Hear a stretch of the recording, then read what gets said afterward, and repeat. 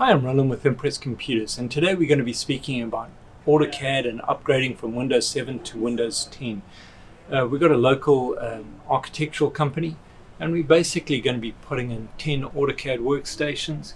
These have all got the latest i7 9th generation processors, 32 gigs of RAM, 512 gigabyte SSDs, along with the Quadro video cards designed for AutoCAD. What we're doing is that we're going to be doing the migration tomorrow. So in advance we've set up all the machines. We've also got a couple of basic workstations with the i5 9th generation processors as well that are going in.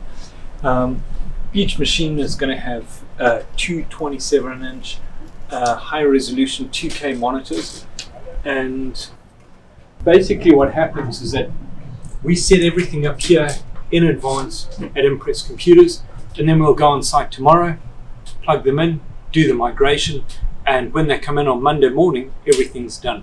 So if you're still running Windows 7, or if you've got an AutoCAD system that you want to upgrade, bring it into Impress Computers, we'll get you upgraded, and we'll minimize your downtime. Give us a call at 281-647-9977.